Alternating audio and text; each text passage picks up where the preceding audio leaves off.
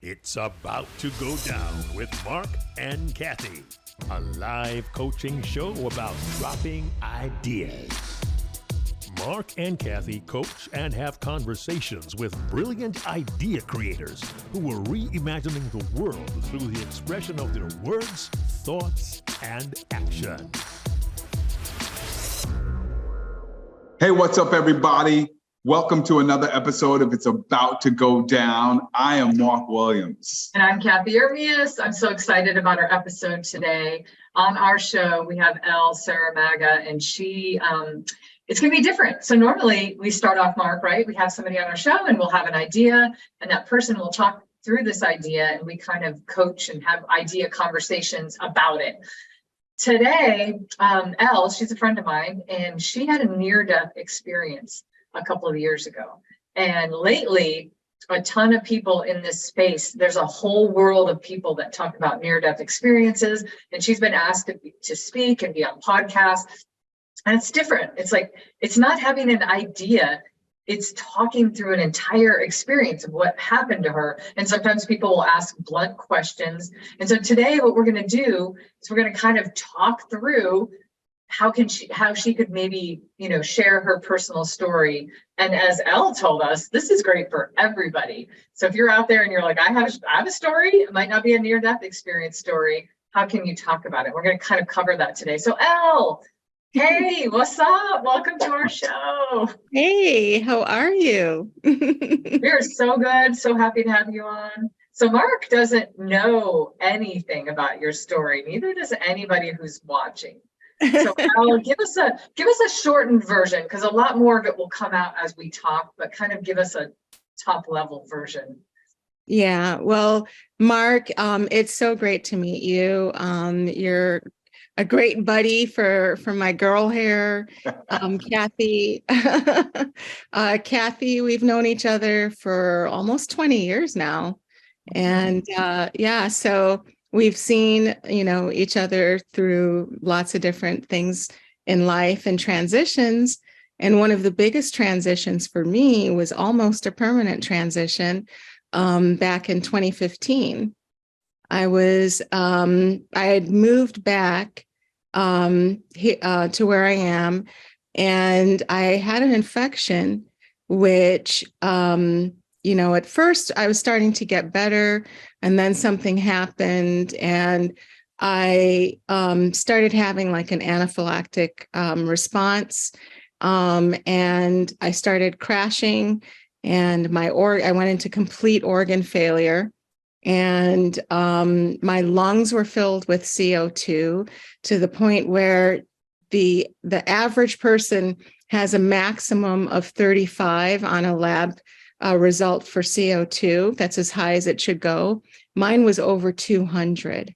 So that is like sitting in a garage, breathing nothing but CO2. And the doctor said that if I had lived, I'd probably be in a vegetated state because I was that way for more than one day. So that would have killed off brain cells. But here I am. So, and I can talk. So, with all her brain cells intact. Yes. Yeah. So that's essentially, the summary of what happened. But, I've been watching you guys for a while. And, I think when somebody has a story like mine, and one of the reasons I reached out to you is because people are like, oh my gosh, for 7 years, people have been asking me about my experience. And I've only recently started to share it because, first I was processing it. And then when somebody asks you about, tell us what happened, there's so much. It's like, where do you start from?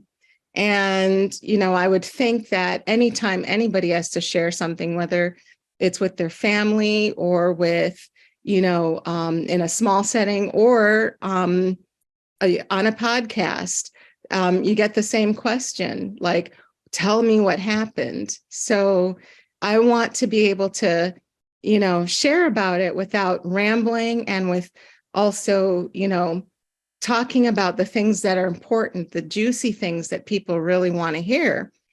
I've been, just really blessed and impacted by how it's impacted other people, because I've had people emailing me and asking me, do you think there's a God? Do you have proof?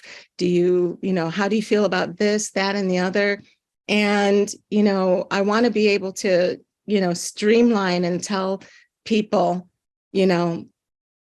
succinctly what I saw, or how I believe, because this is something where literally can ramble on all day about. So I'm curious. First of all, thank you for not telling me anything until this moment. That made it so much more special and interesting and intriguing, because I'm already interested in some of these other details that did not come out of this, as Cathey said, this very shortened summary. So I feel a little cheated right now. I want to know some more details. But here's what I'm very curious about right now, Elle. Everybody keeps asking you. People keep coming up that they're asking these blunt questions and everything. And I'm just curious. I don't know if it's come out already, but why do you think people want to hear your story? that's a really good question. I think mainly it's because people want confirmation of the afterlife. They want confirmation about whether or not there's a God. They want confirmation about, some people have asked, are we in a simulation? People have asked, what the experience is like. Like, I know somebody who is, who's had a fear of death because they're actually afraid of the pain, but not afraid of the transition. And so they wanted to know what it was like, because when they die, they just, don't want to, to have that pain. I think, in Silence of the Lambs, Hannibal Lechter said, the fear of death is worse than death itself, So it was kind of like that situation. So I told them, when you're dying, you feel zero pain, It's literally a transition where first you're here and then you're there. So they're processing that, but it seemed as though they felt a little less fearful of death, knowing that you don't really feel pain when you're going through that transition. You know what's going to be really fun for me, Mark, is I've talked to Elle about this a lot.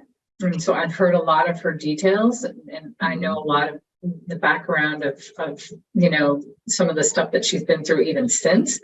And I think it's interesting what's starting to emerge already. And I want to tell you something, Mark, because Elle and I already know this, and I think it's important to bring into this conversation. When she was on this last podcast, she was on a podcast of somebody that has a big following in the space of the near-death experiences. They call them NDEs, so people that are in the know just call it an NDE. I always love that when there's an acronym and it's like, you're in the know when you know the acronym, And I watched her. She wanted me to watch her to see what I thought about how she responded, and she was fabulous because she's sincere. She's authentic. She's genuine. You can tell that she's telling her truth, whether people believe what she experienced or not, you can tell she's genuine and telling the truth. And so reading so many comments, like hundreds of comments from people, were super inspiring that they loved her. And so, Elle, I have to tell you right away that you're already doing a really big thing, right? You're being genuine and authentic. But Mark, I think we could start having a conversation with her on things that we do teach other people when they tell stories. Like, for instance, Elle just said, people want to know, is there an afterlife? Is there a God? Does it hurt? And then she said, like it's been said, the fear of death is worse. Hannibal Lechter quote, the fear of death is worse than death itself. I think we should start chatting with her about some of the things where when somebody asks her a question, can she first sum up with something snappy or catchy and then tell it and then give the information, Or make Also- sure to get that catchy thing in there, right? Because I like that. Also, I just realized I misquoted it. It's the anticipation of death is worse Ah. than death. So. Okay, yeah, anticipation, fear, same thing, right? Shame on you for misquoting Hannibal Lechter. Shame on you. Because nobody ever misquotes, Elle. Nobody ever does that. In the history of mankind, it's never been done. No, but you know what I mean, Mark? It's like because if you hear her, you can even hear it in her now. She's just she's got a really great calmness to her. She's very sincere and confident in what she's saying. It's really good. Good presence. Yeah. And I love what you say, Cathey, about, sort of like, dare we call it a hook, right? If we want to be technical, right? But it's like, what is that hook that gets people into the story? And yes, I'll probably never think of Hannibal Lechter again the same way now that you've used that quote. Because I don't think I saw that coming. But I think that was my thought also behind asking why people want to hear the story, because I think that opens up the door to then figure out what's the hook, right? We think about what storytelling, sometimes people like get to the point, like, what was the main point? What was the main point? And it's like, oh, I'm just going to give you that snippet at the beginning. It's like, oh, let me tell you about the time I saw God. Wait, what? And then you go into the story, right? Yeah. Whether that's the intro or not, I remember reading about an article about that once, and it was like, that was a great way. It was almost like give them the main point of the story and then get into the actual story. Mm-hmm. I think you called it the juicy part. Yeah, the juicy part. For Elle, there's I think with a lot of things that you say, there's probably something that you could say that would be a line that's kind of like a catchy line that would either sum up what you're saying or add more intrigue. For instance, maybe instead of saying the time I saw God, you might open it with, whether there's a God or not, all relies on the fact whether you believe it or not. I don't know. I literally made that up right now. It's just it's not even that great of a line, but something like that where you're kind of even leaving it open to interpretation, where you're not even telling them. Because I think a lot of your stories don't tell people definitively. You just tell people what you saw, what you experienced.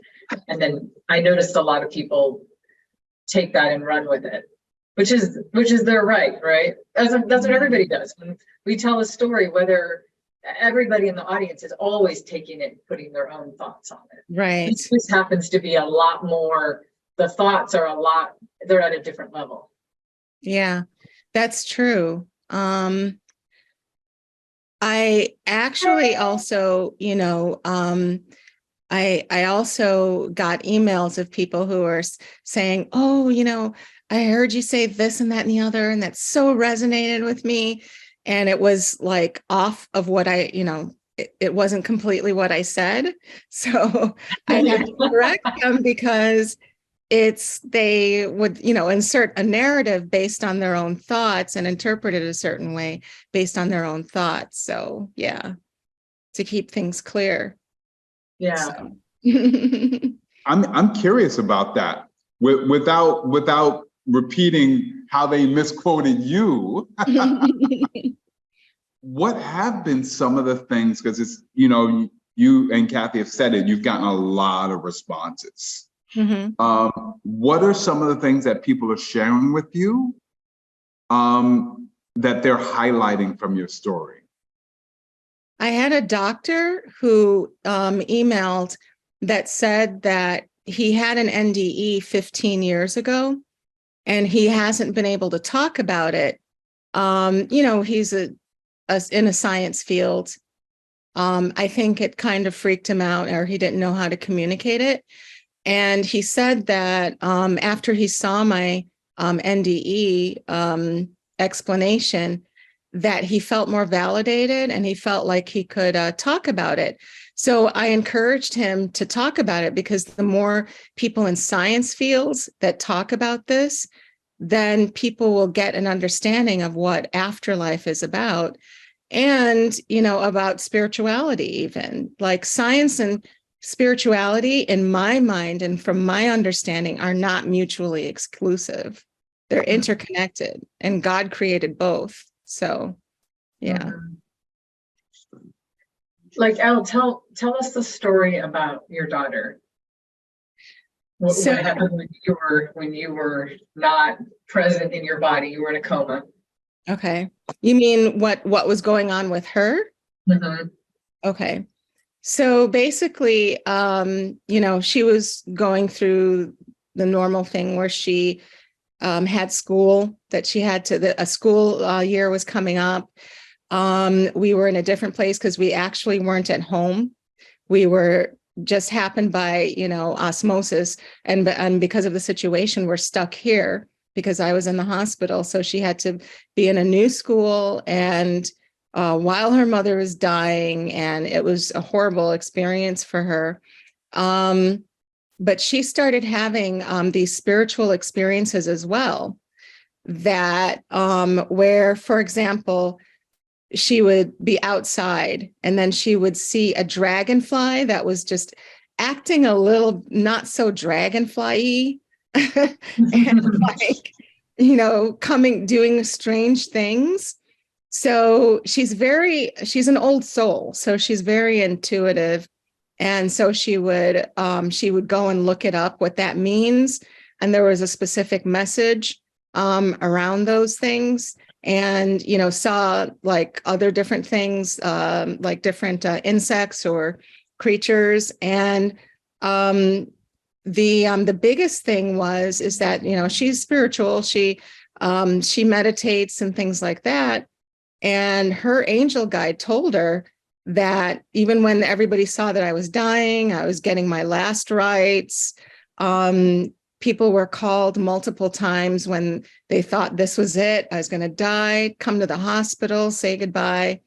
And her angel guide told her, your mother's going to get out of the hospital before Christmas. And I ended up getting out of the hospital 2015, December 19th, before Christmas. And she had literally spoken to the priest that gave me my last rites, was trying to counsel her.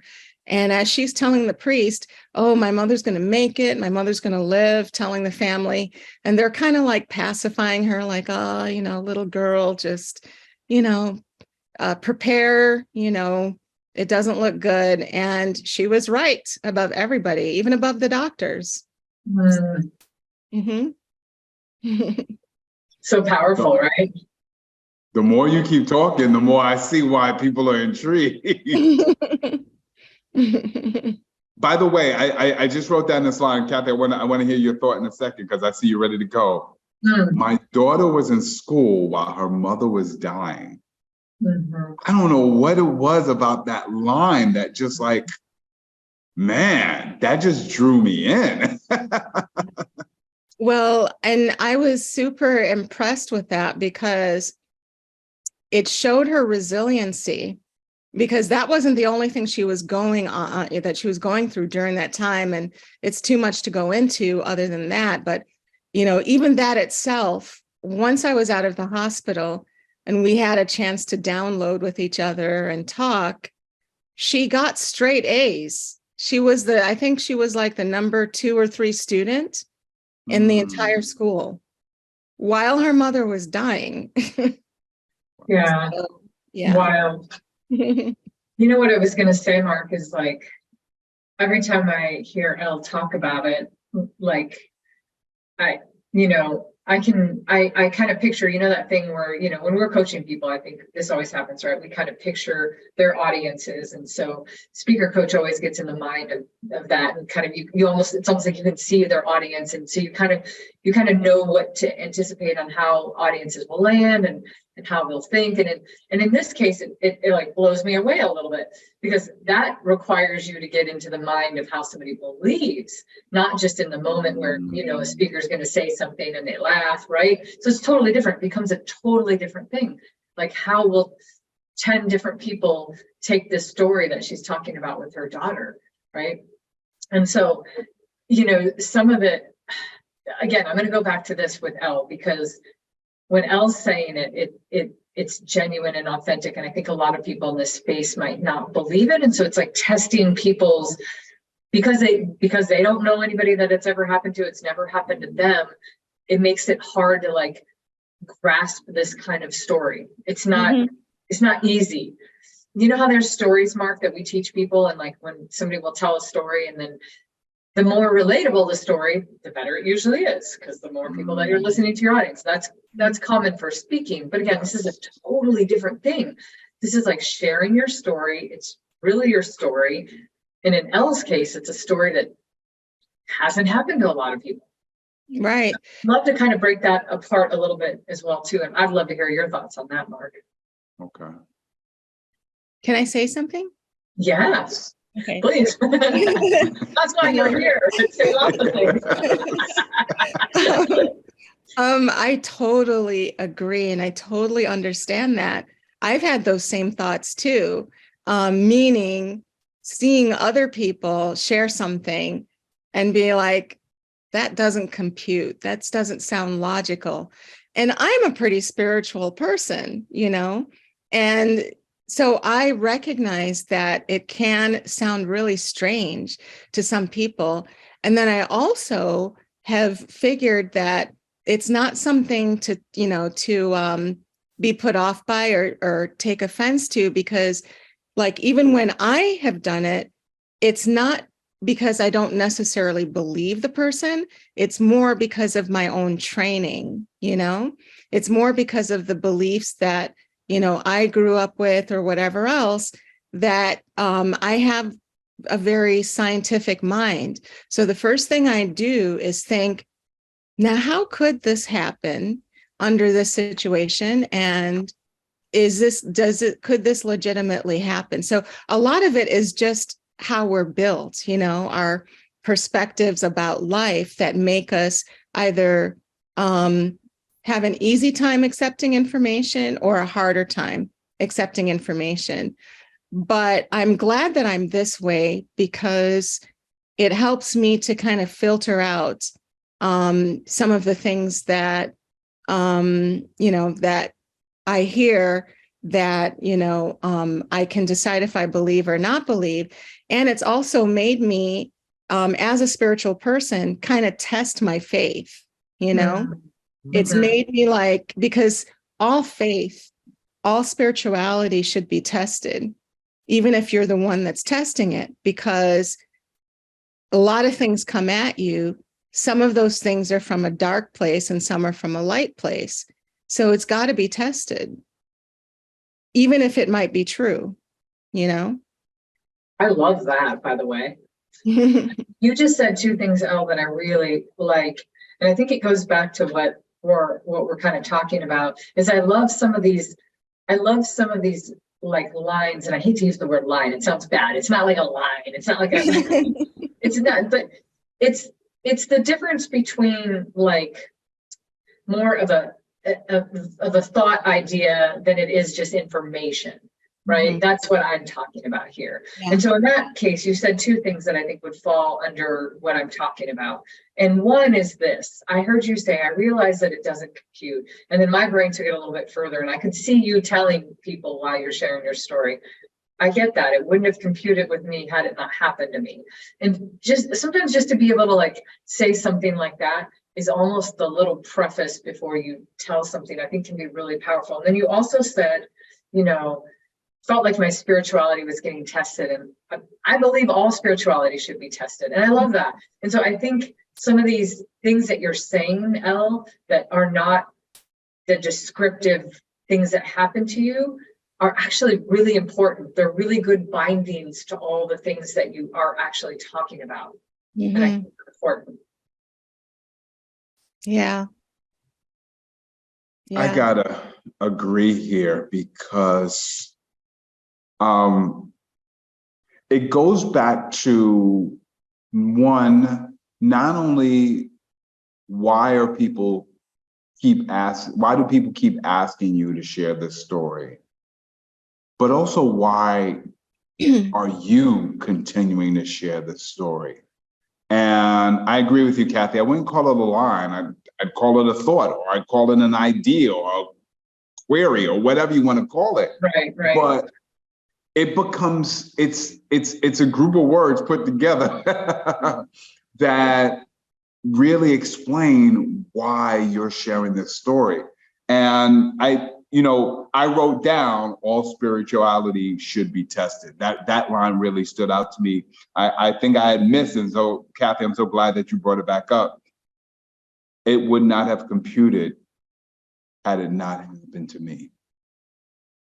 And here's what stands out to me about those two lines for you to consider, Elle. That's got me really curious. And I got to tell you, I've heard you share a summary. I've already been intrigued. But it was when you just said that line that I thought, hold on, wait a minute.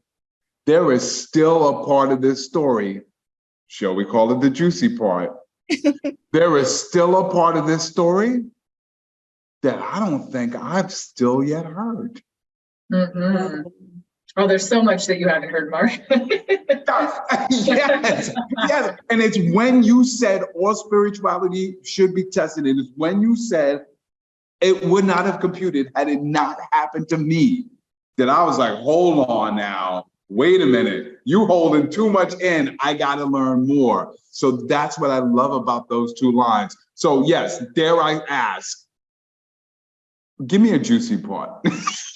Like, all right, come on. Give me a juicy part. We're going to get into this. I need your help with this because that's also another thing. People, I don't know necessarily the parts people want to hear. Mm-hmm. So you tell me what part, since you know a little bit more than Marc, you tell me what is the juicy part.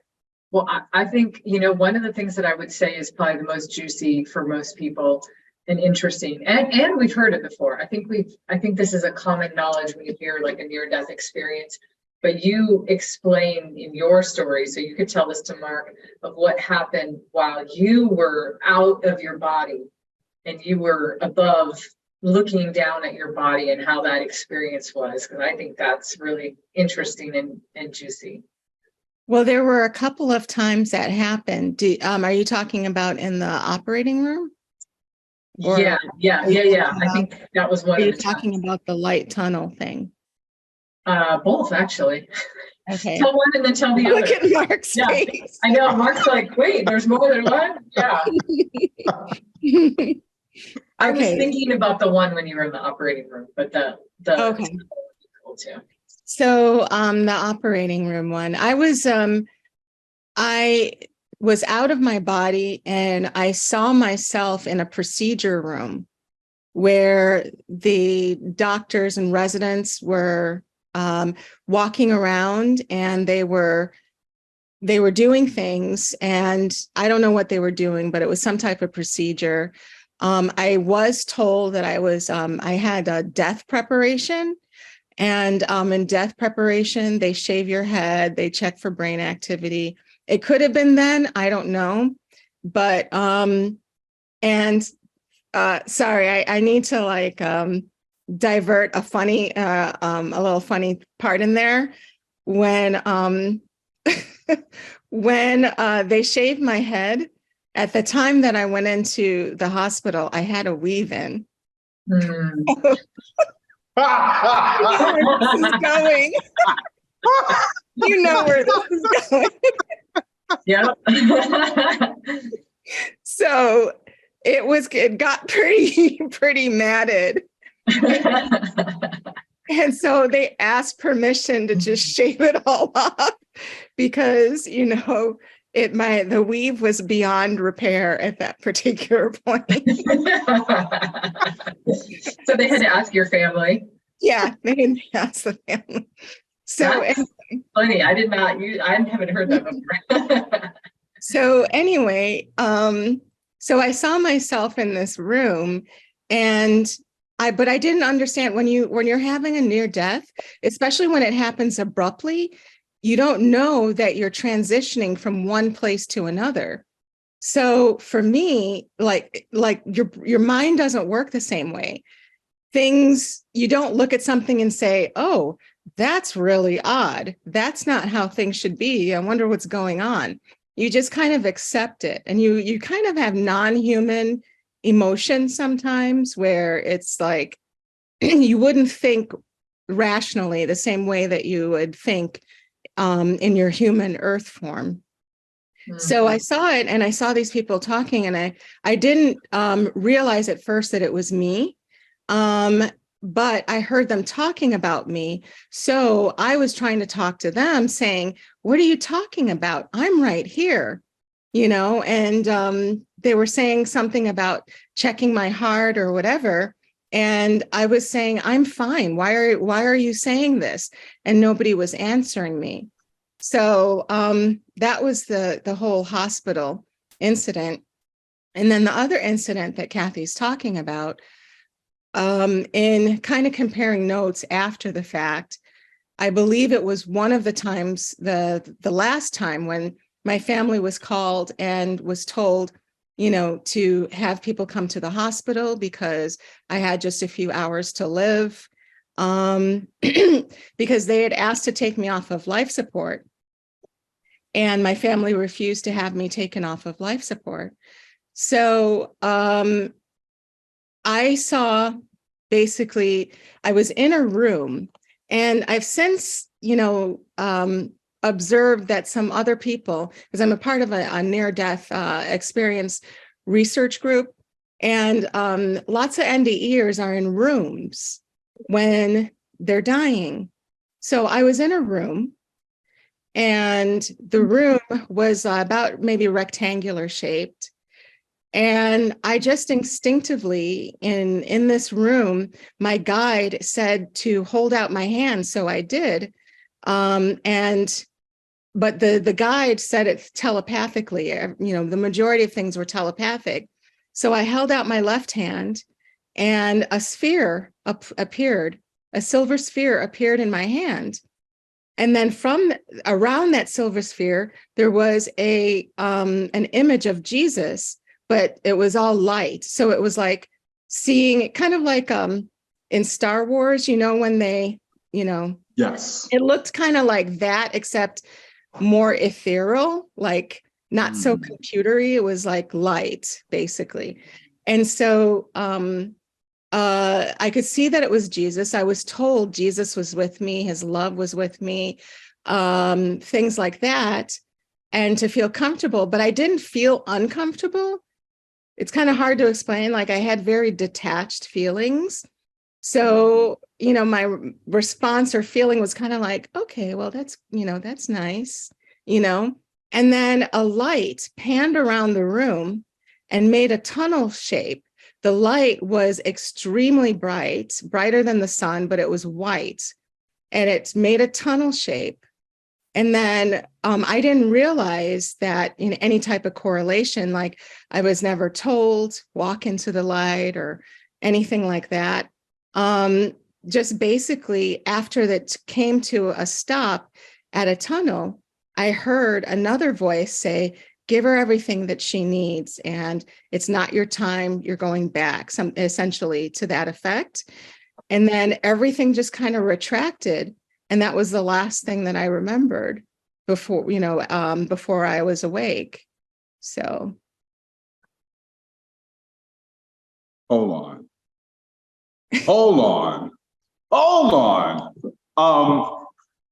I got so many questions, but I want to go back to the operating room for just a moment.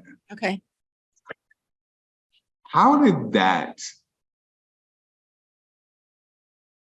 I'm trying to use my words sensitively and accurately. Don't be sensitive, just be like raw. Oh, I love it. How did that story end? The operating room. I don't know. I kept on traveling through different dimensions. So I remember so basically I'm in my body at, certain times, and then out of my body at certain times. So I don't know, what happened. I just remember I suppose at the end of that was I was back in my body because I remember being flat. Like I felt the sensation of being horizontal at the after that. So I think I went back into my body, after that. But then again, that's my theory based on what I saw, because I'd never been through this experience before, and lots of things didn't compute. Like I didn't know everything that was going on while it was going on, So, yeah. And would it be safe to say then, based on the question I just asked you, that was the last thing you remembered? Well, not the operating room wasn't the last thing. It was the Jesus and the sphere and the light tunnel was the last thing that I remembered. Was that the last thing you remembered in this overall story, or was that the last thing you remembered, dare I call it, in that particular instance or that particular chapter of this story? That was the last thing in the overall story. Interesting. The other part with the operating room was just a segment of the entire thing. It was just another juicy part. Yeah. Cathey, I got a question for you. Yeah. How do you define a juicy part? How do you define that? I love it. Thought you were going to ask something totally different, and you're like, I need to know the technical. Like, I need to know technical. Well, I do think it's a good question. I think it's a good question, because one of the things, as I've been listening to Elle talk a little bit more, one of the things that I realized after hearing her talk about her experience, and I've heard her tell the same stories in different ways now, because of course, when you're telling a story, you'll tell it different ways, right? It's all pretty much the same, but some of the details, she'll say something different, like she'll say a new detail that I never heard before, like the weave. I hadn't heard that. So that's a cool, and I think it's an interesting, and so maybe write down like vivid details. They're very important. Some of the details are very important, and I think it can actually make a story or a part be juicy or not. For instance, let's take the operating room. Let's go, I saw myself in the operating room, and I had this feeling like I was above, and they were talking about my heart, and I was kind of telling them, no, I'm fine, I'm right here, which is actually kind of interesting, by the way. It's very interesting. But then to add like this detail of like, well, they were doing death preparation, and so, with death preparation, they shave your head, but I had a weave on at the time, and it got caught, and so it turned into a big mess, and then they had to ask my family it was okay to shave my whole head. Now everybody's in that room 100%.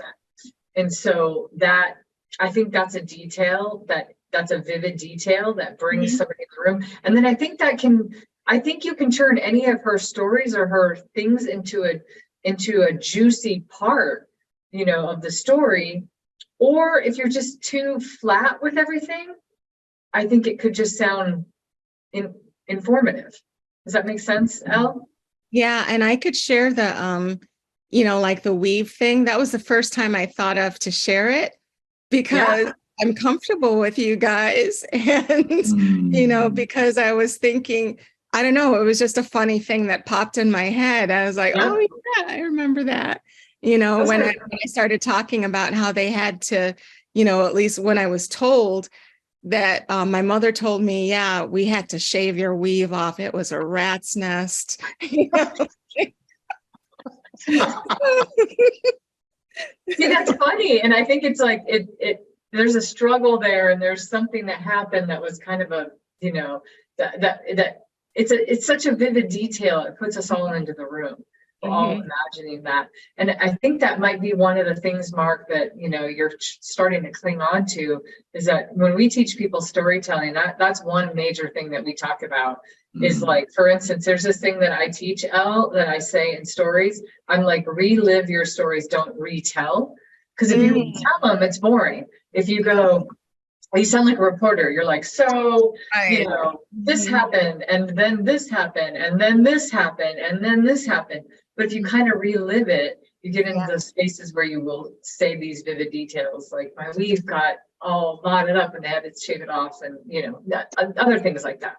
And I don't know why, other than for divine reasons, why I went from having a brain or having a lungs filled with CO2 and possible brain damage to still being able to recall certain imagery in my near death. But it's like when I relive it, like, when I was talking about the shaving of the head, that was really the only time in a long time that me remembering what was said about my weave, So you were kind of reliving it. And I was reliving it. Yeah. I don't know, Mark, what do you think about that? Because I think, as I think about Elle having, lots of people are asking her, or she's already out of the gate. She's amazing. She's a great storyteller. I think she's got some authenticity, like I said. And to me, I think the way to level up is to always intentionally add a vivid detail and to really think about another thing to maybe think about, Mark and I teach this a lot, speaking to the senses. If you can bring in any sensation, it actually can physically we feel like we're there. So if you can talk about something and we can smell it, or when I thought about the weave and the shaving, I felt the physical the tactileness of what could have been going on in that moment. So you did bring forth a sense of mind, right? If you can talk about a very strong visual. And do you know, Elle, what the most what would you say, most effective, I guess, most effective sense is? What? Take a guess. Out of all the senses, what do you think it is? Touch? No, it's smell. Okay. And I think it's because, I don't know, if you bring a smell into it, people can kind of relate to that a lot. You might be telling a story of it was early in the morning and I could smell coffee off in the background or something like that. And so people kind of get in that space because they know what that, they can feel what that feels like. It's almost like they can smell it. Oh, go ahead. No, the floor is yours. I just remembered another thing that where I was leading to about my daughter, Mark, and what was going on with her. You see, then that happened. I got off on a tangent and I forgot to make the point, was that while she was experiencing my near death on Earth side, in my coma, and when I left my body sometimes, one of the guides that was with me was in her form. And I was told to keep me kind of anchored to the world and, fighting to come back. So it made me wonder, and this is just a theory again, it made me wonder if, because of our connection as mother and daughter, that maybe that was purposeful and that guide appeared looking like her to just there was something spiritual going on with a cord between my world and hers, I just wrote down, first of all, the times I left my body. Wow. Yeah. Yeah, I wanted to take that, and I wanted to take what you said earlier, Cathey. And the word that came to mind was imagery for me. One of the things that I love about storytellers is through the use of imagery and the senses, there's a moment when even if I'm sitting in an auditorium or sitting in a room filled with other people looking up at a stage, there's a moment when I no longer feel like I'm in that room. When I feel like I'm having an out of room experience because I'm right there with you. And I think that's what really resonated with me when you told all of those stories. For a moment, I wasn't sitting here in this room. I was looking through your eyes, and believe it or not, I've never had a weave. I don't believe that, Mark. All the crazy stuff you've done in your life, come on, never.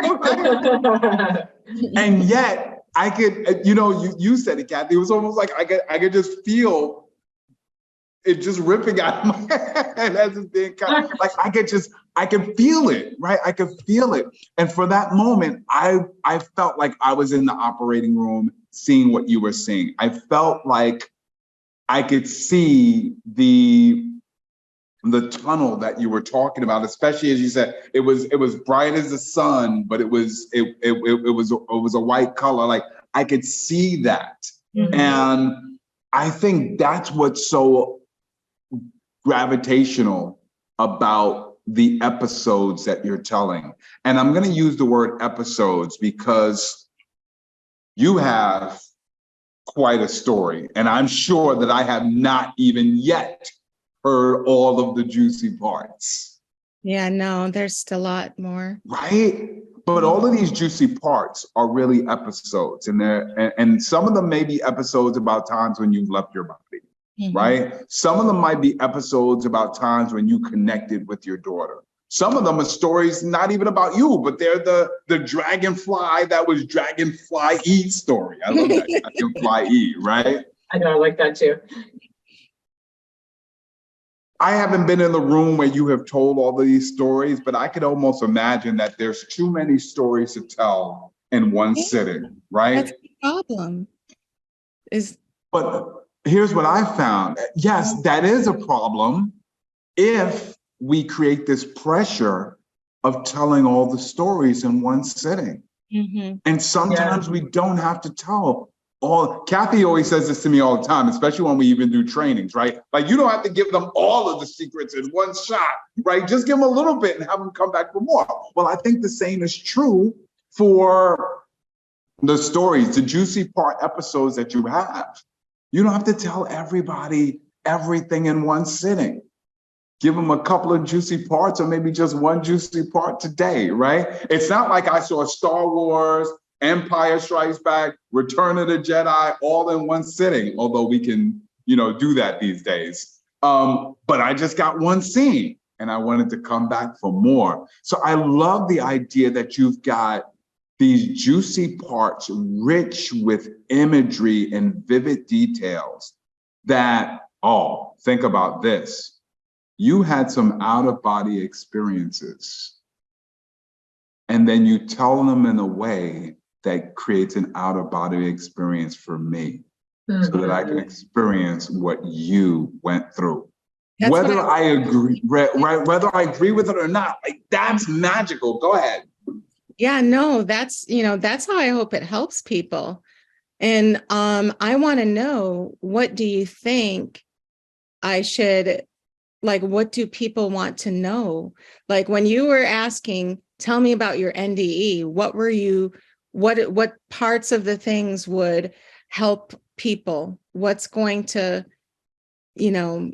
answer some questions for somebody? Like, what are those things? Because I feel like those would be the juicy parts, because if I just say, go into telling these different segments of my NDE, it may or may not resonate. But somebody might walk away saying, oh yeah, I really wanted to know about this. And it might be really important for them to know. And they had a chance, but they've also, they walked away already. So what are some things that I can make sure that I share about my NDE that people will really want to know and that will help people? You know what I think might be important in this space? I think you already know the answer to that because you've probably been asked some of the same questions. And so it's hard to know what any other audience or what somebody in particular might think. But what might be kind of cool to frame up when somebody's interviewing you, you could say, well, you know what, there's two things that I get asked constantly. Did I see God? And did I see God and, did I see myself from a distance, or did I walk into a light, or whatever that second, however you're going to word up that second piece. But I think it might be interesting to frame that up right out of the gate. I could see the biggest problem with your kind of story being that you shouldn't allow the person that's interviewing you to to take it everywhere they want to go, you need to be in a little bit control as well. Because if not, I think what will happen is they'll just bombard you with a bunch of questions, and then all you feel like you're doing is answering. They're like, well, what happened there? And then you kind of give it a technical answer. So you're not really able to frame it well. And I think what Mark and I are getting at is some of the framing is really important. Mark, I love that you said imagery, right? Because that's what the vivid details is about. That's what the senses are about, is like, how do you make people feel like Mark felt? I would be more focused on that than getting to somebody's exact question. And I think you'll already start to like turn people's wheels if you say, well, the number, 1 and 2 things that I constantly get asked are this and that. And so I'm going to tell you about that at first. I'm going to like get that one out of the way. And then I think as you tell the story, I think other questions will come up. And so if you're being interviewed by somebody, they'll cling on to some of those and then they'll ask you. Okay. I don't know, Mark, what do you think? Do you agree with that? No, absolutely. I do agree with that. And I wrote that down as well for you to think about, Elle. And it's sort of like when I asked you earlier, why do people want to hear your story, right? And so so many people have come to you. And yes, if you could take Cathey's advice and think about, out of all of the things that people are asking you, there's probably 2 or 3 that are at the top of the list. And start there, right? Because that's now that's the barometer of what the juiciest part is, right? More people want the juice, right? More people want it. And then what I think is also great about what Cathey just said is, if you go into an interview or you go into a talk or, whatever arena you go in to talk about, and instead of answering their questions and just giving them what they want, you tell them 2 or 3 of the things that people are always asking you about, that's probably the 2 or 3 things that their audience is looking for. Okay. So in actuality, you're helping them out a whole lot more than they think you're helping them out, because you're giving them the frame that their audience wants. And you know that because 9 times out of 10, this is what people are asking you. Okay. Also, you could frame it up in a really fun way, Elle. You could say, the top 2 things that people ask me about are this and this. And I'm going to tell you it's about a spear and a weave, right? and so then everybody's they're like, okay, a spear and a weave. Because these are 2 things in your story, right? And then that's such a great, it's funny, it's intriguing. And then we get it, but boy, we want to hear what those 2 things have to do with each other, how that fits into your story. Okay. Yeah, because I'm never looking at a weave the same ever. Yeah, neither am I. Neither did I. Seriously. I'm gonna a little. Oh, I think my mother might have gotten PTSD because, if I tried to put in a weave after that when I was out of the hospital, she was like, what if something happens and we'll have to cut it again? And I was like, gosh. You're like full permission to do whatever, right? Like that's hilarious. Wow. This has been a great conversation. This has been an absolutely great conversation. I love the whole idea about the juicy parts, the vivid details, the imagery. The 2 questions, right, are the 2 things that keep popping up in people's heads all the time. That gives you, by the way, an opportunity as somebody who continues telling the story, listen for what is resonating most with people, right? And I think that's one of the things as storytellers, that's a muscle we need to exercise even more and more and more. Don't just tell the story, but pay attention to what people are reacting to the most. And the follow-up questions that people are asking you, because that gives you details that you can use the next time you tell the story. And by the way, as an offshoot, you said earlier that some people misquote your story. Like when they retell it, they tell it all wrong. Well, that's another thing. It's either the 2 things that people always ask me about, or the 2 things people keep getting wrong. Yeah, I love that. I love that. It's so good. Oh man, absolutely enjoyable. Elle, I'm already upset about wrapping this one up. I feel like there's so many more juicy parts, but in the interest of time, I just want to ask you, on behalf of Cathey, since we started this conversation almost an hour ago, what has transformed, evolved, resonated with you?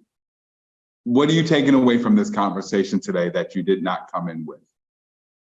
That I need to focus on a couple of things that resonate with people, and maybe start out with that and, answering those.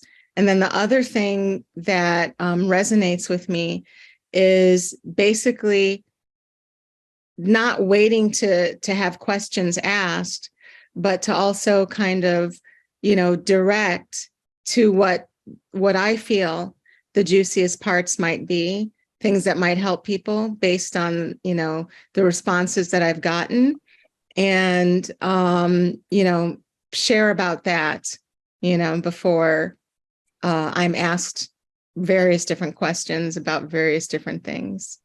So.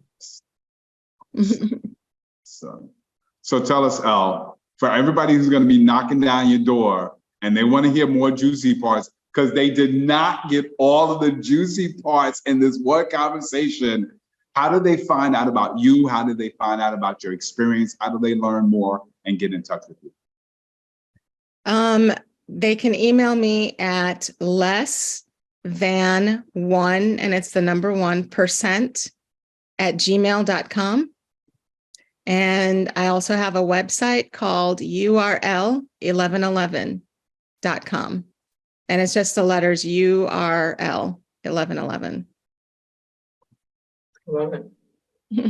Well, listen, for everybody who watched this, join me in thanking Elle for being a part of this conversation, sharing this thought. I think we all learned so much about how do we share personal stories and personal narratives that people want to hear about more, and how do we say it without rambling on, and how do we come up with the juicy parts? And I think today we even define what it means to be juicy. We did.